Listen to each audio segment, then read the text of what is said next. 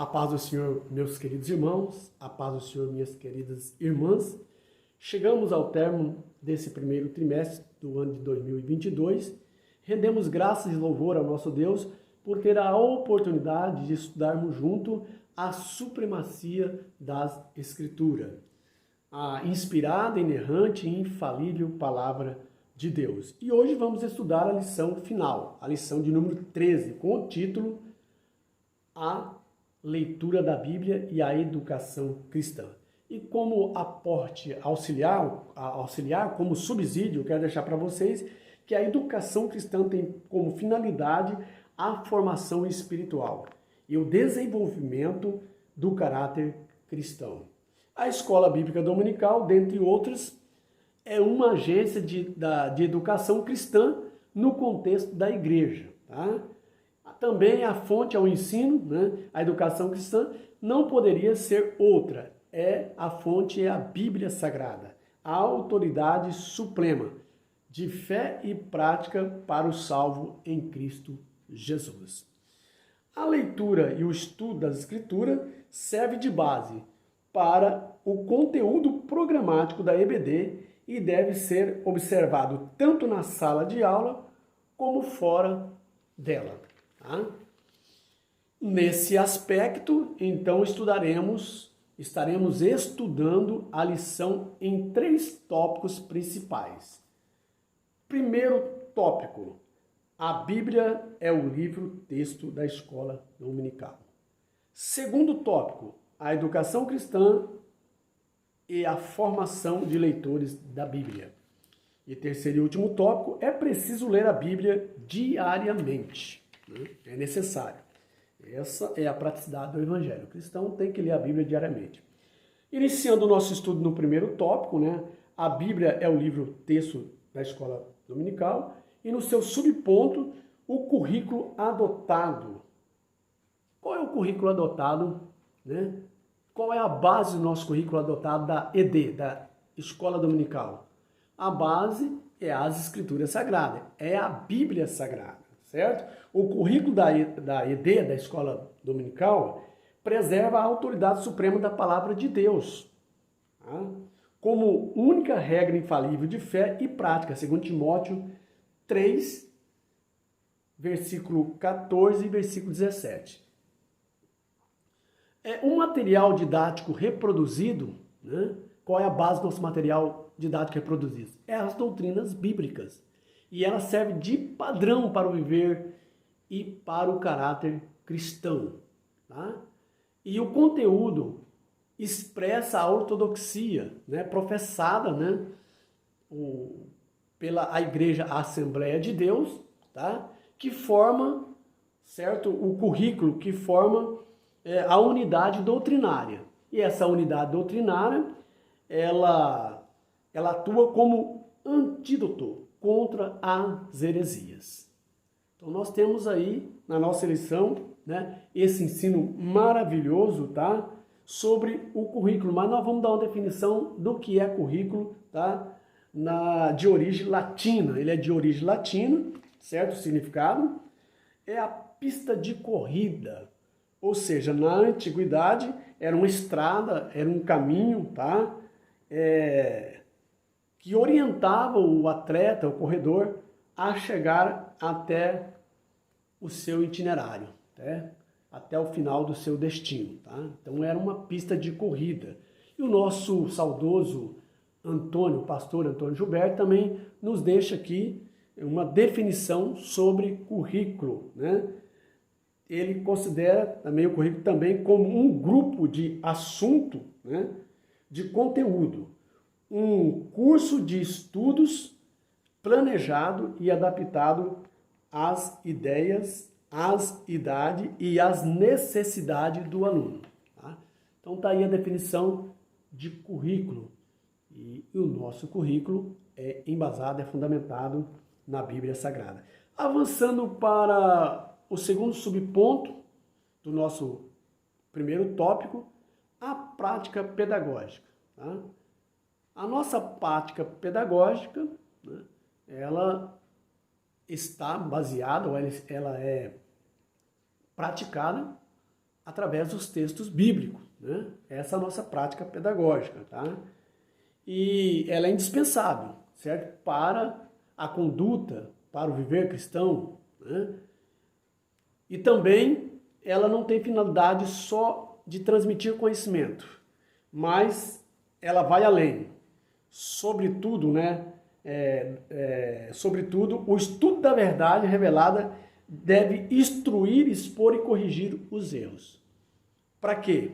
Para que haja transformação na velha natureza humana, certo?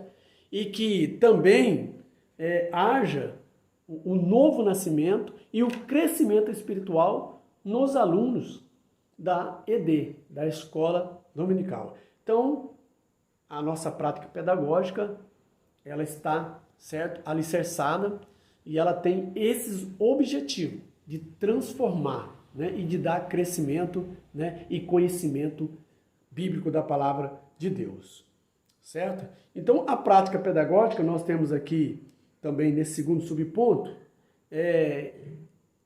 subsídios a respeito dessa prática pedagógica. Uma prática pedagógica positiva é aquela que alcança o seu objetivo, tá? Ou seja, formação do caráter dos alunos e desenvolvimento espiritual. Portanto, é responsabilidade do corpo docente, né?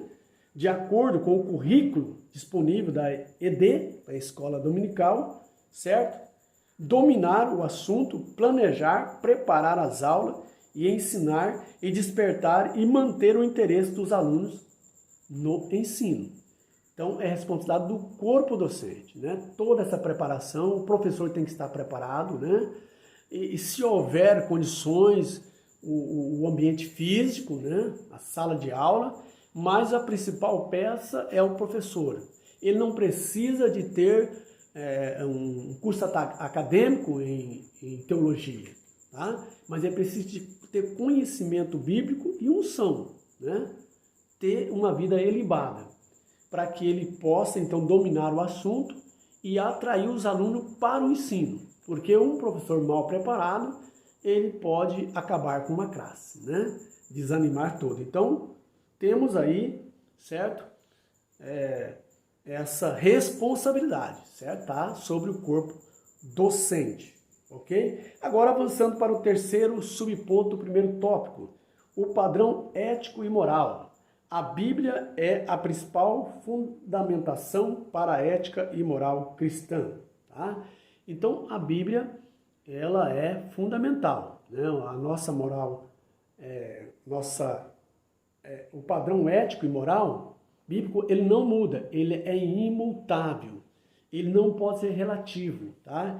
Ele não pode ser revogado ou ajustado aos interesses humanos, porque a ética, né, o padrão ético moral judaico-cristão, ele é imutável, ele é absoluto, tá? Ele não muda, porque o nosso Deus não muda.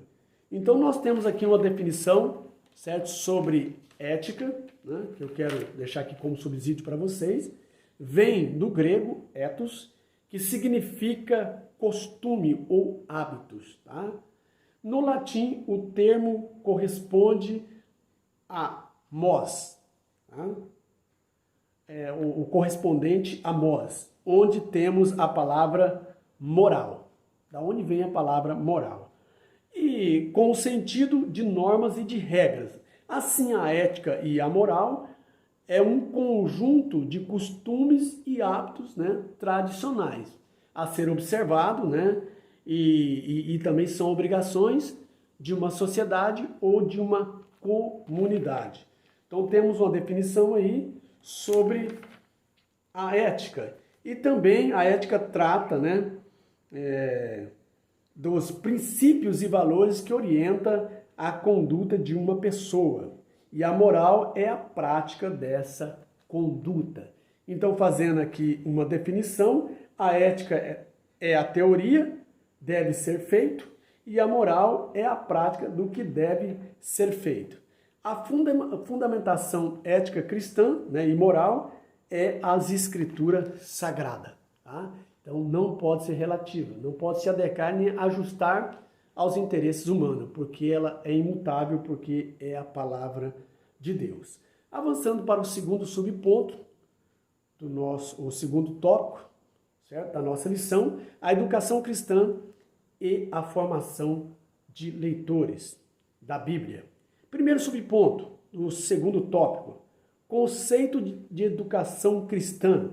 A palavra educação vem do latim educare, que significa literalmente guiar, instruir, conduzir para fora. No texto do Novo Testamento. No texto do Novo Testamento destaca-se a palavra grega paideia, da onde originou a palavra pedagogia. Tá?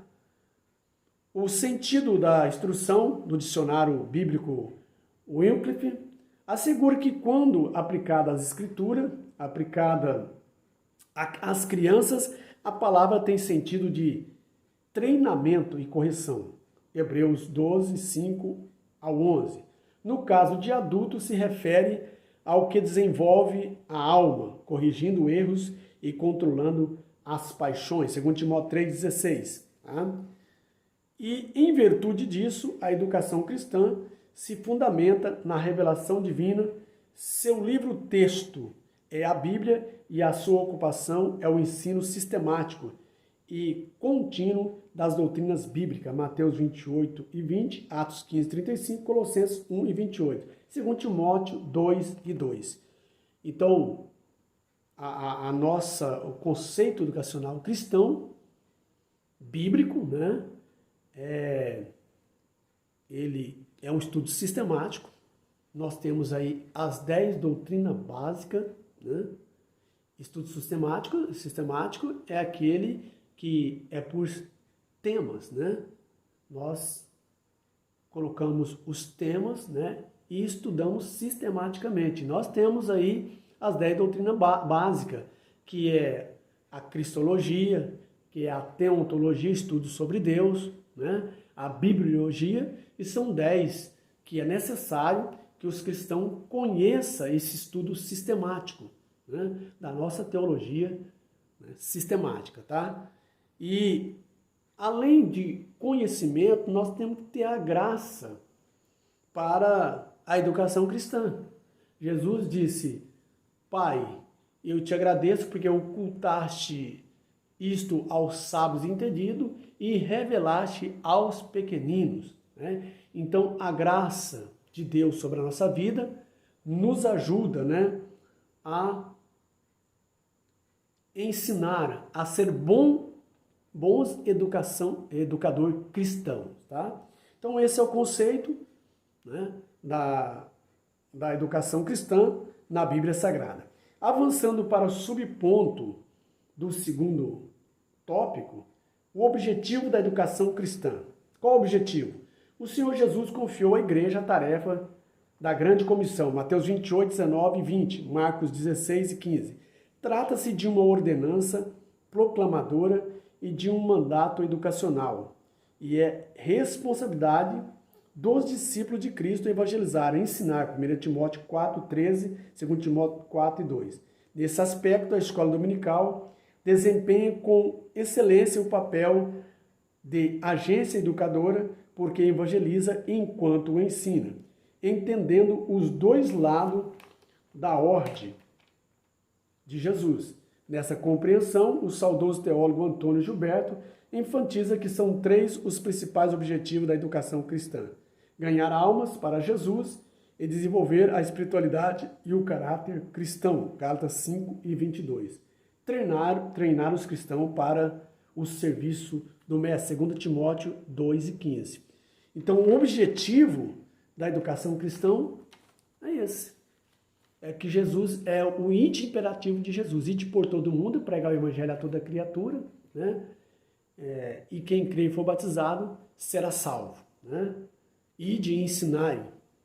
Então, esse é o imperativo de Jesus para nós cristãos. É nossa responsabilidade para ensinar, né, as pessoas a obedecerem, a servir a Deus, a conhecerem os mandamentos bíblicos e também ganhar almas para o reino de Deus, né? Ampliar o reino de Deus através do ensino das Escrituras. Avançando para o terceiro subponto do segundo tópico, a capacitação dos alunos. Tá? Capacitar significa tornar capaz, tá? Preparar e qualificar. Na educação cristã, o processo de desenvolvimento de caráter e habilitação do cristão para servir o reino de Deus acontece por meio do estudo acurado da Bíblia. Desse modo, os alunos são formados não apenas como leitores do texto bíblico, mas qualificados ao exame minucioso das Escrituras. Atos 17, 10 a 11. Atos capítulo 17, versículo 10 e 11.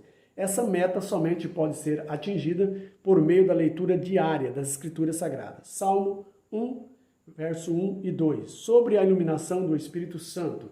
Efésios 1, 17 e 18. E da aplicação dos princípios hermenêuticos, tais como as regras gramaticais e o contexto histórico e literário. Então, a capacitação dos alunos, né? É preciso de estar habilitado, né? Qualificado para a educação cristã, né? Ele tem que estar habilitado, certo? O estudo bíblico minucioso, né? A Bíblia não é somente lida, tem que ser estudada, né? Vem a hermenêutica, que é a ciência da interpretação, aonde a Bíblia interpreta a própria Bíblia, tá? Então exige conhecimento, exige a unção do Espírito Santo para nós nos revelar os textos bíblicos, tá? E preparar os cristãos, certo? Capacitá-lo para também ir ao campo, transmitir esse ensino, tá? Essa didática. E observando aí as regras gramaticais, né? O contexto histórico que Deus ele revela-se através da história do seu povo, tá? E também a literalidade da palavra de Deus. Então nós temos que ter, né, e habilitar e capacitar o aluno ser capacitado através do ensino da palavra de Deus. Avançando para o terceiro e último tópico, né, é preciso ler a Bíblia diariamente. Isso é necessário, né? O crente tem que ser um bom leitor, ele tem que ler a Bíblia diariamente. Primeiro subponto do terceiro tópico, a leitura e a disciplina cristã. A disciplina tem relação com o castigo e punição, mas também significa ordem e obediência às regras. O termo discípulo está relacionado com a disciplina. Tá? Então, um discípulo, por obrigação, tem que ser disciplinado. Tá? E por isso, todo o autêntico discípulo é disciplinado. Assim, em termos gerais, o zelo espiritual de um discípulo de Cristo repousa na prática da disciplina cristã. Dentre elas estão a oração, a leitura bíblica, ou a leitura da Bíblia, e o jejum. A disciplina não é um meio de salvação, mas por meio dela conhecemos a perfeita vontade de Deus. Romanos 12, verso 1 e 2. A disciplina cristã requer regularidade e prioridade na busca da santificação. Romanos 6 e 22. Portanto, a leitura bíblica, por exemplo, deve ser diária. Salmo 119, o verso 97, 1 Timóteo 4 e 13. Então, a leitura e a disciplina cristã. Então, nesse primeiro subponto, nós temos aí, certo? Como subsídio, que a disciplina compreende, né, a regularidade, a dedicação, ou seja, a regularidade, né, diária, a dedicação, a prioridade, metas, perseverança, e para manter a disciplina é necessário o renunciar, né, ou a renúncia, o compromisso, e as disciplinas cristãs mais importantes são. Quais são elas? A disciplina mais importante: a oração, a leitura da Bíblia e o jejum. Essa disciplina é o meio de nós aproximarmos de Deus. Então o discípulo tem que ser disciplinado. Ele tem que ter essa disciplina de leitura, jejum, oração, e isso faz nos aproximarmos mais de Deus. Avançando para o segundo subponto do terceiro tópico, a leitura e o aprendizado. Tá? O aprendizado é parte intrínseca de um discípulo, é óbvio. Isso porque o discípulo significa literalmente aprendiz, tá? Aluno. Uma máxima pedagógica afirma que ler é aprender. Desse modo, por meio da leitura da Bíblia, aprendemos acerca de Deus e do seu plano de salvação. Romanos 1, 2 ao verso 4. Esse aprendizado orienta o discípulo a tornar-se parecido com Cristo. Efésios 4 e 13. Por isso, o aprendizado deve ultrapassar a teoria e ser aplicado na vida diária. Paulo repreende os que aprendem sempre e nunca podem chegar ao conhecimento da verdade, segundo Timóteo 3 e 7. Por essa razão, o apóstolo adverte a Timóteo a observar o aprendizado bíblico que o faria sábio para a salvação pela fé em Cristo Jesus, segundo Timóteo 3, versículo 14 e 15. Então, a leitura e o aprendizado. A leitura, você vai conhecer a palavra de Deus. E o aprendizado é a prática dessa leitura. Porque o evangelho autêntico, ele tem que ser praticado, né? Então, não seja só ouvinte, mas sejamos praticantes. E nós temos lá em Mateus, capítulo 7, versículo 24, se não estou equivocado, onde Jesus faz uma comparação entre o homem prudente e o homem imprudente, né? Que construiu a sua casa na rocha, veio os ventos, veio a chuva, correram os rios, né? Desceu a chuva e a sua casa não caiu. Mas o homem prudente, né? Então ele diz que aquele que ouve as suas palavras e coloca em prática é comparado como um homem prudente. Mas aquele que ouve as suas palavras e não as coloca em prática é comparado como um homem imprudente, que construiu a sua casa na areia. E quando veio a tempestade, né, a chuva, os rios, as enxurradas, foi grande a queda daquela casa. Então nós precisamos ser leitor, temos que ter a leitura e também o aprendizado, a prática. Tá? Avançando para o terceiro subponto, do terceiro tópico e último, a leitura e o devocional. Tá? Um dos aspectos da adoração é o culto devocional. Tá? Não se refere ao culto público que prestamos a Deus no templo, nem ao culto doméstico e nem familiar, mas aquela prática de forma individual, né? Inclui a oração, o louvor, a leitura bíblica. Essa atividade fortalece a comunhão com Deus. Salmo 119, 11, 15 e 24. O devocional e também uma oportunidade para o estudo sistemático, indutivo das Escrituras, que por ação do Espírito Santo abre o nosso entendimento. João 14, 26. O conhecimento bíblico ainda pode ser aprimorado por meio das pesquisas em periódicos como a nossa declaração de fé, que expressa a ortodoxia pentecostal.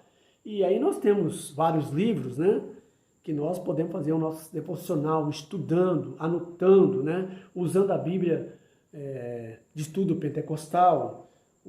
Aqui, como aconselha o nosso comentarista, a declaração de fé e bons livros, né? Bons livros, certo? Então, o que é a leitura devocional? Tá?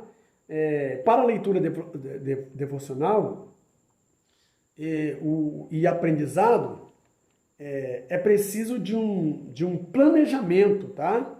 Nós precisamos de um planejamento, como horário de leitura, né? Tempo adequado, tá? Estabelecer meta, a serem alcançadas. Então, nós vemos aí, né, que nós temos que ter esse planejamento, tá, na questão da leitura devocional. Tá? E também essa leitura devocional é a plena comunhão com Deus que se dá, né, na devoção. Tá? O devocional não é, como diz o escritor, o comentarista, não é culto familiar, não é culto, né, público e nem culto doméstico. O devocional é um culto pessoal. É você e Deus. É eu e Deus. Então, o meu devocional é preciso, né, nós orar. O devocional que nós dedicamos a Deus é orar, adorar ao Senhor e também ler a Bíblia Sagrada. Como eu disse, né, planejando, né, tendo bons livros, tá? E ter esse momento devocional com Deus. Ele nos aproxima e nos dá intimidade com Deus. E nós chegamos ao final da nossa lição de número 13, a lição final, né, do nosso trimestre, do primeiro trimestre. Foi muito abençoado, aprendemos muito, né? E a conclusão é essa, dessa lição. A educação cristã fundamenta o seu currículo na inspirada, inerrante e infalível palavra de Deus. A Bíblia, seus principais objetivos são ganhar almas, desenvolver o caráter e preparar o salvo para o serviço cristão. Nesse propósito, seus alunos são instruídos à leitura e ao estudo da Bíblia e, sobretudo, a pautar suas vidas na autoridade suprema das Escrituras Sagradas. E assim nós encerramos esse trimestre.